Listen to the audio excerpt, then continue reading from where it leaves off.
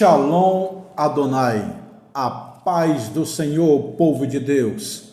Seja bem-vindo a mais uma aula de teologia. E hoje o assunto é Eclesiologia, lição 3.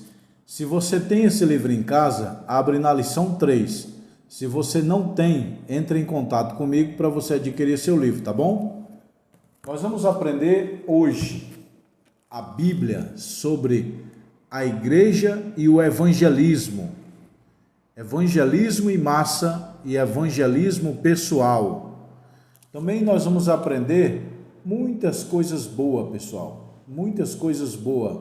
A obra da igreja, muitas coisas boas nós vamos aprender nessa aula de Eclesiologia, lição 3, tá bom? Seja bem-vindo. Eu sou o pastor Josiel Saraiva, professor de teologia, mais de 23 anos em São Paulo, capital. Estamos ministrando aula em 16 países e 27 estados brasileiros. São mais de 20 mil alunos formados no Brasil e no mundo. Tá bom, pessoal? Lembrando vocês que dia 27 do mês que vem, janeiro, vai ter a grande formatura de teologia em São Paulo, aqui na nossa escola. Se você quer participar, me chama no meu WhatsApp urgente. Você fala, pastor, eu me formei, mas eu quero fazer a minha formatura presencial, tá bom? Então, o curso é online, à distância, mas a formatura é presencial para quem quiser, tá bom, pessoal? Então, dia 27 de janeiro tem a grande formatura. Quem quiser, me chama no meu WhatsApp. Eu tenho aqui os 20 livros do curso básico, ó. Teologia, cristologia, pneumatologia. O curso básico é 20 livros. Agora, se você quiser o básico, o médio e o bacharel, é esses 40 livros aqui, ó. Aqui são os 3 cursos, básico, médio e bacharel. Tá bom? Se você já fez o bacharel, você pode fazer o mestrado. Se você comprar os livros, você ganha um diploma de presente, ó. Tá bom? O diploma de presente. E o anel para quem quer, ó. Anel de formatura de teologia. O anel vem assim, ó, bonitinho, na caixinha, ó. Vamos para a aula. Pessoal, nesse canal eu estou ministrando aula de escola bíblica dominical também, ó. Não é só teologia. Eu estou dando escola dominical para quem quer aprender e é aluno da escola dominical do pré-aula. Essas aqui são pré-aula. Aí a aula oficial vocês vão assistir aí na igreja de vocês, tá bom? O assunto desse mês é isso aqui, ó. Eclesiologia, lição 3. A igreja e o evangelismo. Disse-lhe, ide por todo mundo, pregai o evangelho a toda criatura. Marcos 16 e 15. Jesus mandou pregar a toda criatura. Ele disse, ide pregai. Só que tem hora que ele fala, ide e ensinai. Eu sempre falo nas minhas aulas, a pregação mexe com a emoção. O ensino mexe com a razão. Pregar é só falar, falar, falar. Ensinar é pensar, é filosofar. Tá? Para quem não sabe, a palavra filosofia significa filhos da sabedoria. E filosofar é pensar, raciocinar, analisar. Então Jesus disse para nós pregar o evangelho a toda criatura. É o ide imperativo. Primeiro ele disse vinde. Depois ele disse ide. Vinde a mim. Depois ele falou ide. Vinde é a fase da preparação. Ide, você já está preparado. A igreja foi estabelecida para a evangelização. Na verdade, nós temos que deixar filho na fé, porque o pastor que orou por mim quando eu nasci na igreja, ele já partiu. Então, ele plantou uma semente da oração e eu estou firme até hoje. Eu tenho 50 anos de Assembleia de Deus. Nasci na igreja. E eu ganhei algumas pessoas para Jesus, formei obreiros, formei pastores, formei bacharel, professores, abri várias escolas para os meus pastores amigos. Se Jesus me recolher, vai ficar um bocado de filho na fé. Você tem feito filho na fé? Alguém te ganhou para Jesus, mas você ganhou alguém? Quando você partir, vai ficar alguém filho na fé seu de herança ou não? Ou você vai ser igual um irmão, que o pastor perguntou: irmão, está ganhando muita alma? Ele: pastor, estou tentando ganhar até a minha. Olha, irmão. Ordenação da evangelização. A evangelização é a ordenança bíblica dada por Jesus. Marcos 16:15, Mateus 28:19. Deixar de evangelizar é o mesmo que passar a largo. Deixar de evangelizar é a mesma coisa deixar de jogar uma corda no buraco para as pessoas que estão no poço. Tem muita gente que está no poço do pecado, da lama, e aí você jogar uma corda para ele sair, significa evangelizar, tirar as pessoas do pecado. O id da evangelização. A evangelização é o imperativo, é uma ordem. Todos nós temos que ganhar. É igual o casal que vai casar, pessoal. Chega uma pessoa e fala: pai, eu quero casar, a menina está aqui. Aí você vai casar e não vai ter filho. Vai só namorar, passear o mundo inteiro. Vai morrer velho e não vai ter filho. Não vai deixar sucessores, filho, não. Eu não conheço nenhum casal assim, não. E se tiver, é meio esquisito. O cara pede para casar com a mulher, fica 50, 60 anos com ela, não pôs nenhum filho nela, um filho, filha. A herança vai ficar para quem? Vou deixar legado, morreu, a tua história acabou. Já para quem deixa filho, o filho lembra: o meu pai deixou, o meu avô, o teu avô, o bisavô, deixa a herança. Assim é filho na fé, meu irmão. Você tem que dar filho na fé, gerar filho na fé, tá bom? A Bíblia diz: quem ganha almas é sábio, Provérbios 11:30. E ao contrário, quem perde? Pessoal, construir um prédio de 30 andares leva aí uns 5, 10 anos. Mesmo que a tecnologia esteja avançada, menos de 3 anos não dá. Entendeu? A média é 5 anos. Agora, para derrubar, basta 5 segundos. Para construir, 5 anos. Para derrubar, 5 segundos. 1, 2, 3, 4, 5.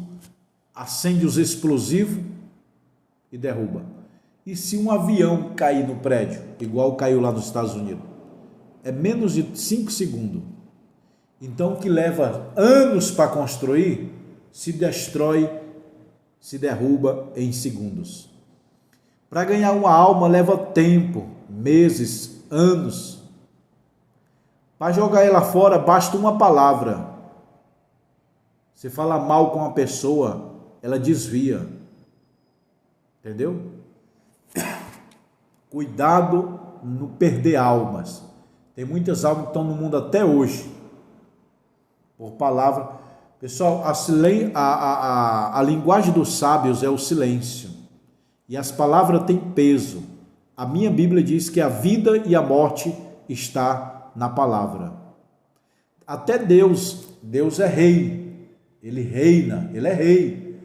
Mas quando ele fala, a sua palavra é reina. A palavra de Deus é maior que ele, porque ele é obrigado a cumprir o que ele disse. Então, Deus é rei até ele estar quieto. Quando ele promete, a palavra dele reina.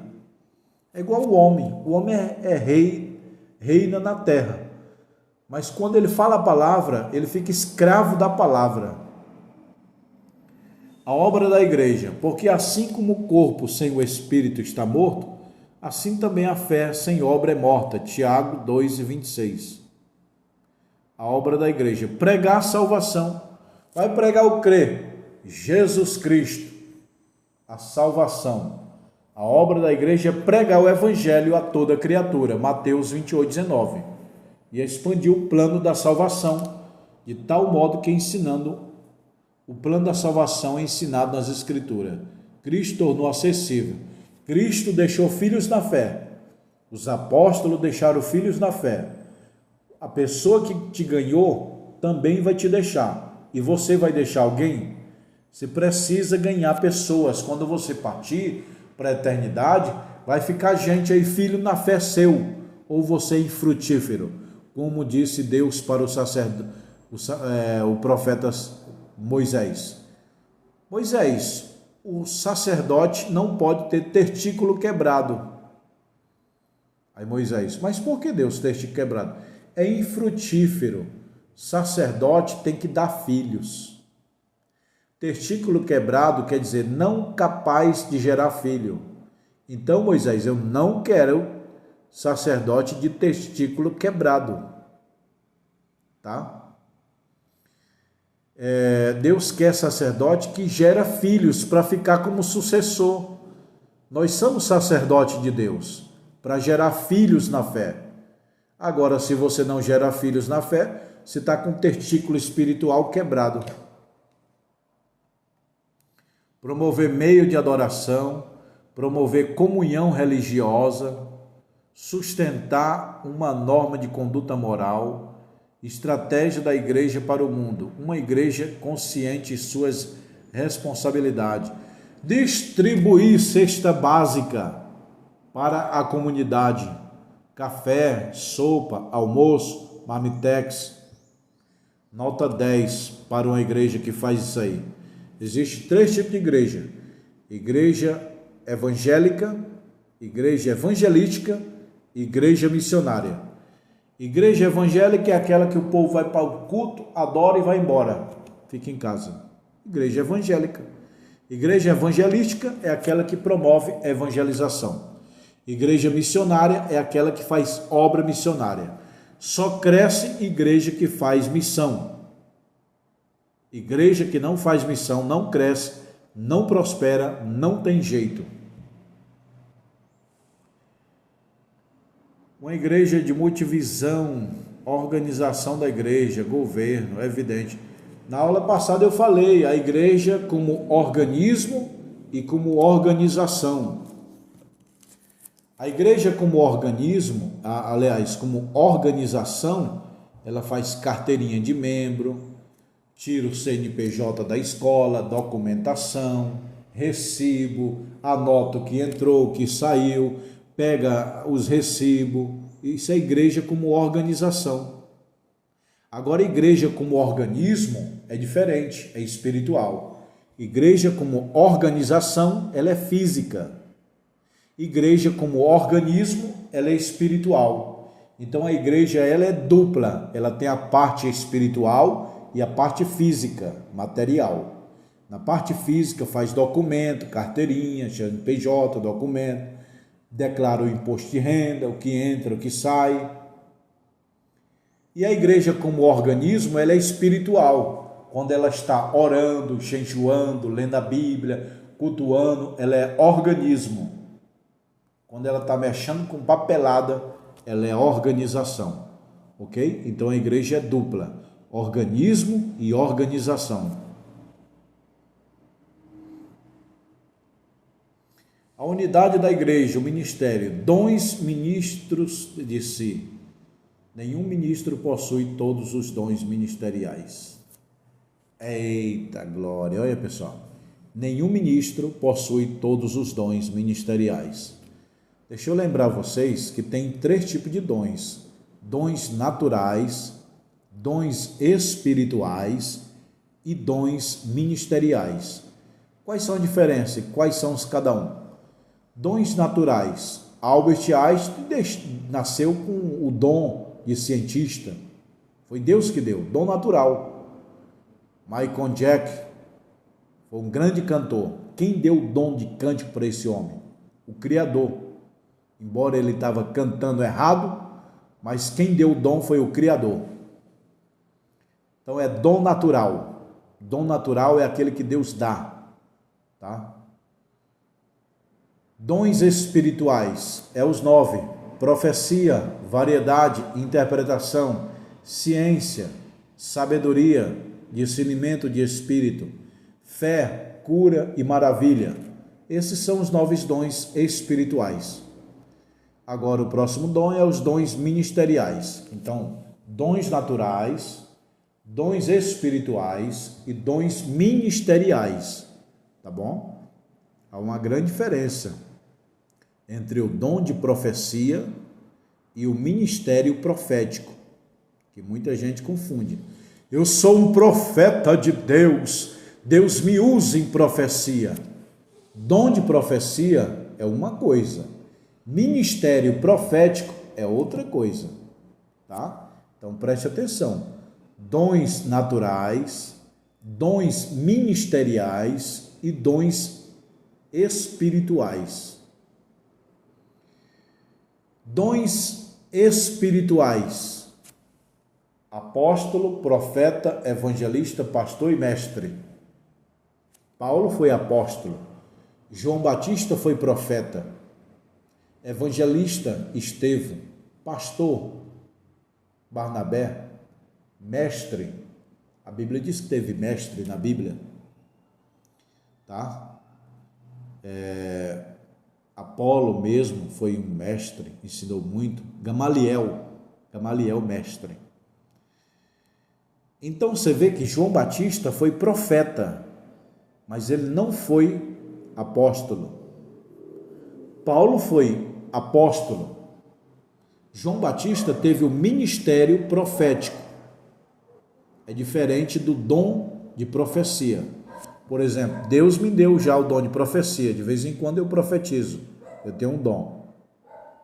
Dom de profecia é uma coisa, é profetizar na igreja. Ministério profético, aí é diferente. Então, os 5 dons: apóstolo, profeta, dons ministeriais: apóstolo, profeta, evangelista, pastor e mestre. Tá? O meu dom desses 5 é o último, é o mestre, é o professor, é o doutor. Eu sou doutor no ensino, mestre, é o dom que Deus me deu. Eu até pastoreei a igreja por 13 anos, mas ela não cresceu. Porque você só prospera naquilo que é o teu dom, teu desígnio de vida. O homem ele tem chamada e desígnio. Chamada é provisório. Eu fui chamado para ser pastor, provisório. Meu desígnio é o meu propósito de vida. Para que Deus me fez? Foi para ensinar. Quando você vai numa viagem, por exemplo, você vai daqui para o Maranhão. O teu propósito é chegar no Maranhão. Mas até chegar lá, você vai parar em hotel, posto de gasolina, restaurante, não é? Então, hotel, posto, restaurante é chamada. Propósito, chegar no Maranhão. É o propósito de vida. Você pode fazer tudo que quiser, pintar, ser eletricista e tal, mas para que Deus te chamou? É para a chamada ou para o teu propósito de vida? O meu propósito de vida é ensinar. É tão somente que eu já formei mais de 20 mil alunos no mundo. E estou ministrando aula aqui em 16 países. Então, meu dom, a Bíblia diz assim: desperta o dom que é em ti. Fica na vocação que Deus te deu. Você quer um segredo para prosperar? Descubra o teu dom e trabalhe em cima dele. Porque não adianta andar no contramão do propósito de vida, do desígnio de vida. Você é pastor e está querendo ser pedreiro. Você é profeta e está querendo escrever livro. Escrever livro é para mestre. Você é apóstolo e está querendo dirigir igreja? Não, meu irmão. O apóstolo só abre a igreja. O profeta cura, revela, faz trabalho de libertação. O evangelista ganha alma. O pastor é que dirige igreja. Para dirigir igreja é o pastor. E o mestre é para ensinar.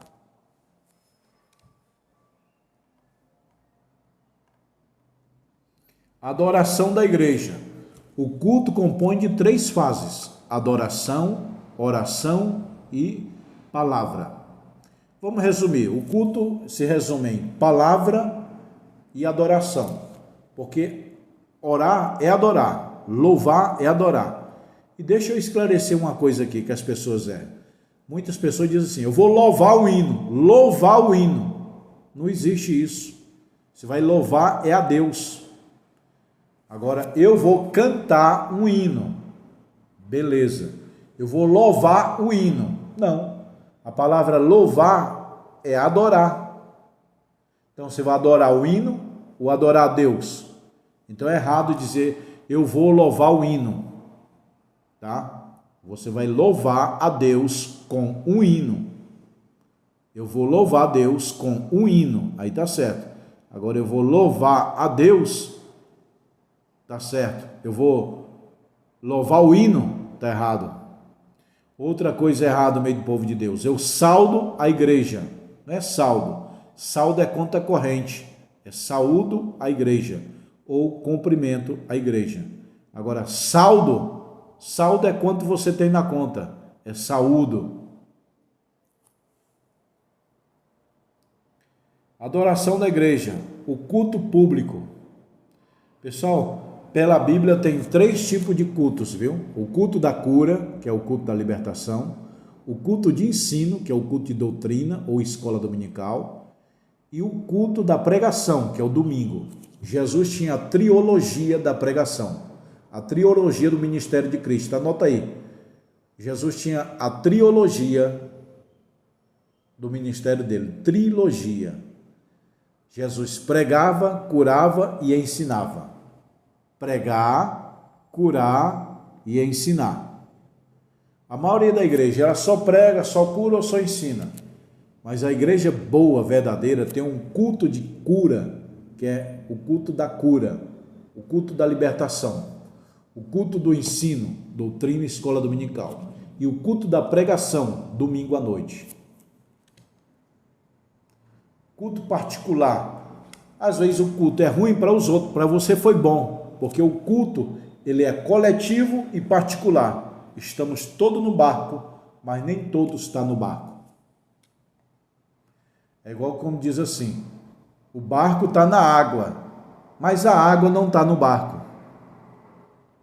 Então o culto é coletivo, todo mundo, e particular. Você pode sentir a presença de Deus, enquanto o irmão do teu lado pode estar dormindo, roncando no culto.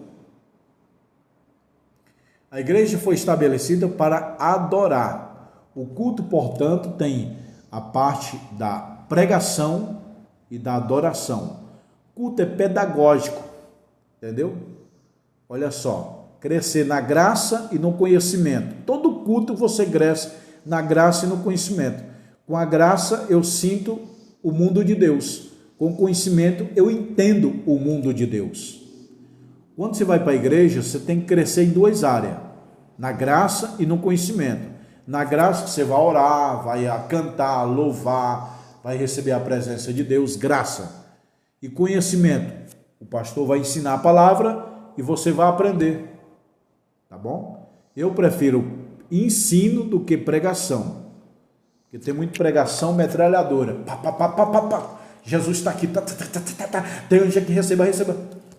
Essa aula é uma aula de homilética. Eu falo sobre a arte de pregar. Tem sermão metralhadora, sermão tartaruga. Então você não pode ser nem a tartaruga e nem o sermão metralhadora. Sermão metralhadora é aquele que Jesus está aqui, tem onde vai receber. Entendeu? Aí você chora tudo, chega em casa. O que você aprendeu? Não lembro. Só sei que eu chorei muito. Entendeu? Isso é pregação. Agora, o ensino mexe com a razão. Você aprendeu, no outro dia vai lembrar, vai praticar. O culto a Deus e a sua direção. Olha, pessoal, mas faça-se tudo decentemente com ordem. Rogo-vos, pois, irmão, pela compaixão de Deus, que apresentei os vossos corpos vivos, santo e agradável a Deus, que é o vosso culto racional. Não é culto irracional. Tem 2 tipos de culto, o racional e o irracional. O racional é aquilo que você vai, aprende, adora. O irracional é aquele que você pula o culto inteiro, termina o culto, você não aprendeu nada. Eu tive um diácono assim, que ele pulava o culto inteiro, até na hora de ir embora ele ficava pulando, na hora da pregação pulando.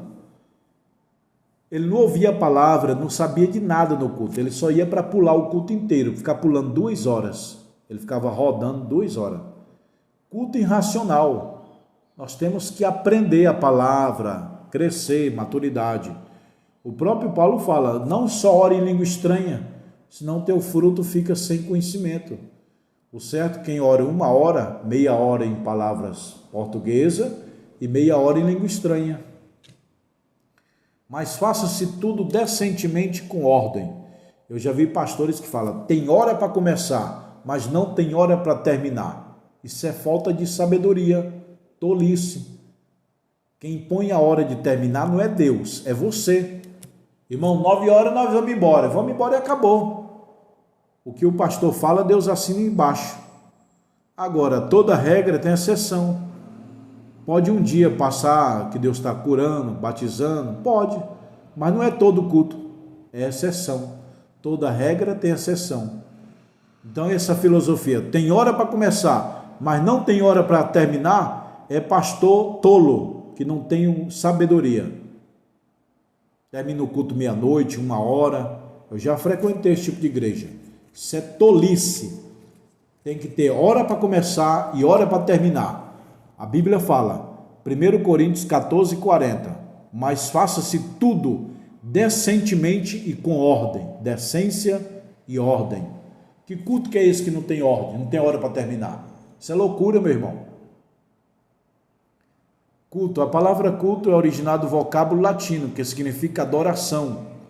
A palavra culto significa homenagear um supremo ser. Finalidade do culto é fortalecer, realçar a comunhão da alma com Deus. Elemento do culto, a liturgia da igreja primitiva, ao contrário do culto levítico, era simplesmente carismático. Os dons espirituais, louvor e a palavra. Que fareis, pois, irmãos, quando vos ajuntais, um tem salmo, outro tem doutrina, outro tem revelação, tem língua, tem interpretação. Faça tudo para edificação.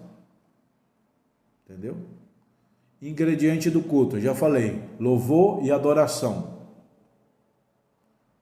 Quanto à duração do culto, já falei, tem que ter ordem e decência. Um culto bom é de 1 hora, 1h30, estourado 2 horas. O culto que passa de 2 horas já é tolice, é cansaço. Relação entre pregação e música, louvor. Hoje tem mais louvor do que palavra. Canta 3 horas para pregar 10 minutos. Loucura. Quanto às participações individual do culto, comunhão, adoração, pregação, trabalho. Tá bom, pessoal? Essa é a aula de número 3, Eclesiologia. Amanhã, encerramento dessa aula. Se você tem esse livro, amém. Se você não tem, entre em contato comigo para você adquirir, tá bom? Deixa eu lembrar vocês aqui. Dia 27 de janeiro tem formatura de teologia. Você que quer fazer a tua formatura, me liga no meu WhatsApp urgente. Pastor, como é que faz para se formar aí em São Paulo?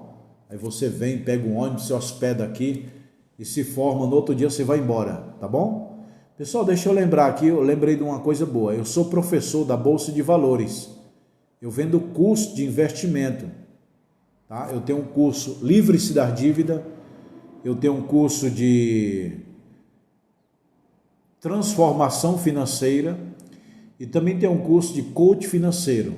Se você quer aprender a investir na Bolsa de Valores, me chama no meu WhatsApp, que eu sou professor de ações da Bolsa de Valores aqui em São Paulo, tá bom? Lembrando vocês que o básico são 20 livros, o básico, médio, bacharel, 40 livros, e quem quiser me chama no meu WhatsApp. Tem anel de formatura de teologia, tá bom? O anel vem na caixinha e tem o diploma. Esse é o diploma, ó, pessoal.